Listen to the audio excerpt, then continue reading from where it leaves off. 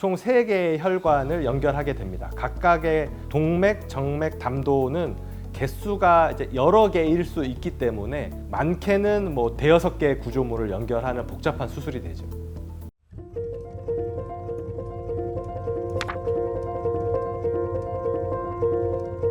저는 고려대학교 구로병원 간담체외과에서 근무하고 있는 김한준입니다. 주된 저의 진료 과목은 간이식을 포함하여 간 질환, 간암, 그리고 간 경화에 대한 합병증을 치료하고 있습니다.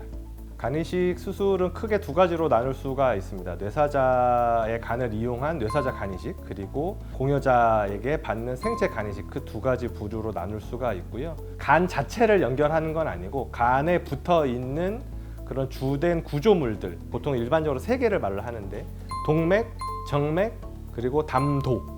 담도는 담즙이 내려가는 길이란 뜻입니다. 그래서 총 3개의 혈관을 연결하게 됩니다. 각각의 동맥, 정맥, 담도는 개수가 이제 여러 개일 수 있기 때문에 많게는 대여섯 개의 구조물을 연결하는 복잡한 수술이 되죠.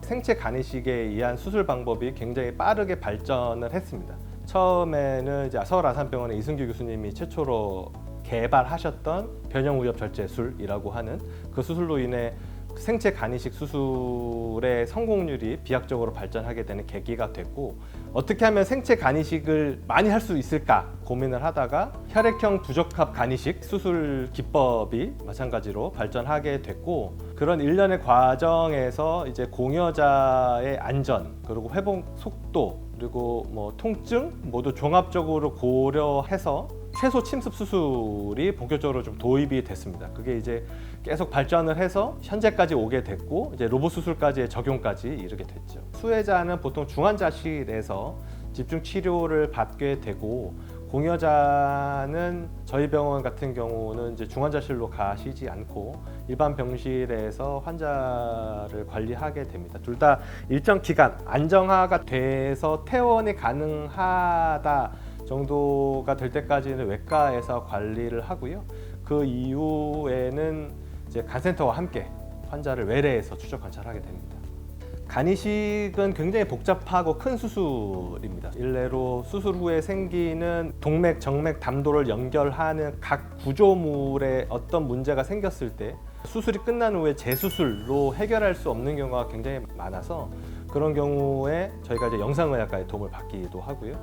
면역제제 관련해서 예를 들어 환자의 간 기능에 이상이 왔을 때 이게 거부 반응인지 그 외에 다른 어떤 바이러스성 질환에 의해서 간이 공격받고 있는 것인지, 이런 것들을 종합적으로 판단하기 위해 저희가 조직 검사를 하게 되는데, 그 조직 검사의 결과가 어떠느냐에 따라 치료 방법이 완전히 다르게 되거든요. 그 결과를 정확하게 분석해주는 병리과의 일이 굉장히 중요합니다. 그래서 병리과의 그 역할도 굉장히 중요하고, 중환자실 간호사, 나아가서 병동에 있는 간호사, 그리고 재활의학과, 이런 모든 센터가 다 연계해서 한 명의 간이식 환자를 살리고 있거든요. 그래서 이런 것들을 생각해 본다면 거의 전 병원의 모든 소속 팀원이 다 저희를 도와주고 있다고 해도 전혀 틀린 말은 아닙니다. 제가 봤을 때 저희 병원 내 센터, 다른 여러 가지 협업이 가능한 모든 과들과의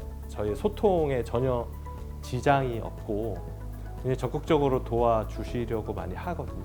모든 과가 거의 저희를 항상 지켜봐 주고 계시고 많은 도움을 주고 계시기 때문에 그게 저희의 가장 큰 장점. 간이식은 굉장히 큰 수술이지만 그렇다고 해서 너무 걱정하거나 피해야 하는 수술은 아닙니다. 적절한 타이밍에 좋은 의사 그리고 좋은 병원을 만나시면 성공률이 85에서 90%에 달하는 높은 성공률을 가지고 있는 검증된 수술 방법이거든요. 미리 걱정하지 마시고 장기식 센터나 여러 의료진을 방문하셔서 충분한 설명을 들으신 후에 그 이후에 수술에 대해 고민하시고 결정하셔도 늦지 않다, 이렇게 꼭 말씀을 드리고 싶습니다.